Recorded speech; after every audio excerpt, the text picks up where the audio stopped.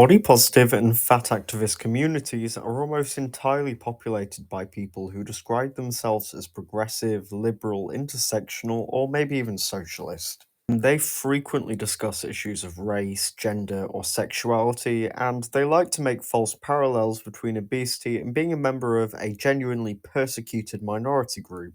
One would imagine that a group that likes to call itself progressive wouldn't be riddled with as much prejudice as a right wing 4chan board, but one would be surprised. Homophobia is something that can come in many forms. Sometimes it is very clearly intentionally malicious, whereas other times it comes in the form of negative stereotypes. Fat activists also enact another form of homophobia, in which they objectify gay men and lesbians and strip them of individual agency. If you're a long term viewer of this channel or have ever seen body positive media, you will likely know that most of the fat phobia that activists complain of boils down to people not finding them attractive due to their large weights. They also make a lot of wrongful comparisons between fat phobia and homophobia, and will use this logic to say that gay people have no right to be fat phobic and should all be open to dating fat people. It is disrespectful and borderline, if not downright homophobic, to push the idea that only straight people are allowed to have preferences, and that gay people should only date as a way of fulfilling an imaginary moral obligation. FAs have co opted the real struggle of LGBT people in order to try and legitimize and politicize their own cause, meaning that many of them have started to view all gay relationships as innately political and nothing else. Body positivity focuses intensely on self interest and personal freedoms, so it's really not fair that they get to decide who is and isn't allowed to have personal freedom. Even if it isn't from a place of malice, they're essentially putting gay people lower down on a theoretical hierarchy of freedom by insisting that they have to date fat people. Their co opting of LGBT struggle can and will be interpreted as very homophobic in itself, as they make a mockery of real prejudice in order to justify their food addictions. First of all, they conflate fatness with homosexuality, which is factually very false. It is possible for anybody alive right now to lose or gain weight, even if it's difficult, so being fat will always have at least an element of choice to it.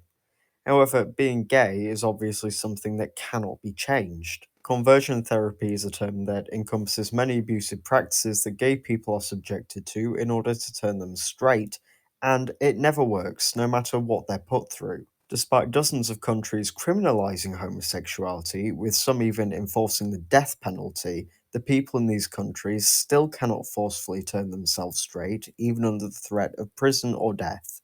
Even in developed nations, countless LGBT people face homelessness, shunning, abuse, and they risk being attacked or killed due to the way they were born. It is very callous and ridiculous to put this in the same league as being fat, when there has never been a fat genocide and people are not persecuted on such a large and serious scale because of the weight they choose to be at.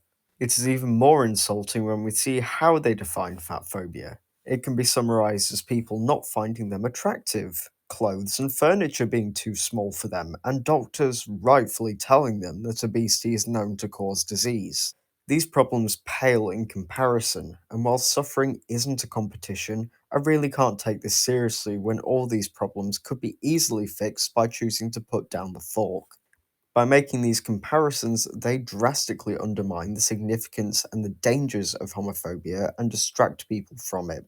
I really hope I don't have to spell out why this is so bad, especially since LGBT hate crimes have been rising significantly in recent years. Other forms of body positive homophobia are even more overt, with mainstream news articles spreading abhorrent conspiracy theories that are thought to have originated in fat acceptance. The fashion industry is known to have many more gay men than other industries, and fat activists hate this industry only second to the fitness market. High fashion models are usually tall and thin, as these body types may work best with editorial or experimental fashion looks and may photograph better, as these models usually have striking features. The issue of body image in the industry is something that has been debated for decades, and we're not going to go over that today. There are many reasons why a model may be chosen for a certain runway over another, and if one isn't in the industry, it may be difficult for them to understand all of these reasons. Chubby chasers and food addicts have been very upset about this though, as they want morbidly obese models. Instead of admitting that most of these outfits wouldn't suit them and wouldn't be properly displayed or photographed, they instead turn to homophobic and misogynistic conspiracy theories. For example, some of them believe that gay men in fashion are trying to make androgynous figures trendy, as they're all secretly predators who want women to look like boys. This is disgustingly wrong on so many levels. First of all, it's completely unacceptable to insinuate that gay men are all predators who want partners who look like children, as this sort of rhetoric is exactly the same that is spread by alt-right hate groups. Secondly, it completely invalidates gay men on the most fundamental level. Homophobes believe that gay men are actually just heterosexuals who have a perverted kink. This is no different, as it implies that they would rather groom women into looking androgynous than have healthy relationships with men. It's nonsensical to think that they're going after women instead of being with men who they are attracted to, because that's literally what it means to be gay. On the note of stereotypical hypersexuality, they seem to think that men are completely incapable of working with women or designing clothes for them without it being all about sex. Culturally, women's fashion has a lot more freedom when it comes to artistry and expression, whereas men wearing the same ornate styles is stigmatized and can be seen as feminine. Some people just prefer the platonic company of women as well, and there's nothing wrong with that whatsoever. There is actually another alternative version of this awful conspiracy, where FAs question the right of a man to design clothes for women he isn't even attracted to. It isn't very feminist to suggest that men should only be allowed to interact with women in order to get off with them, or to imply that fashion should be based solely on women becoming more attractive to men. They take the same stance as far-right tradwives here, who seem to think that women are weak little porcelain dolls who need to have their choices made for them by men, since they are apparently too fragile to decide what they want to wear.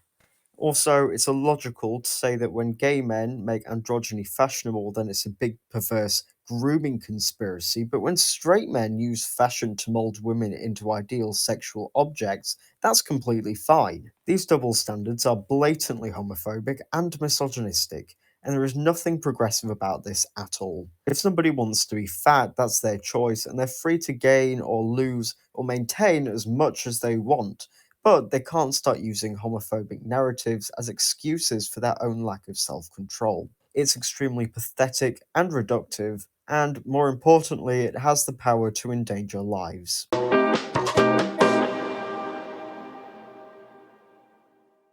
Thank you for watching. I'm going to try and be more consistent with these and create better quality, longer videos. This was a little bit short, but I guess you could say it's part one of three parts, because I'm also going to discuss how fat activism can be misogynistic and racist, despite claiming to be progressive.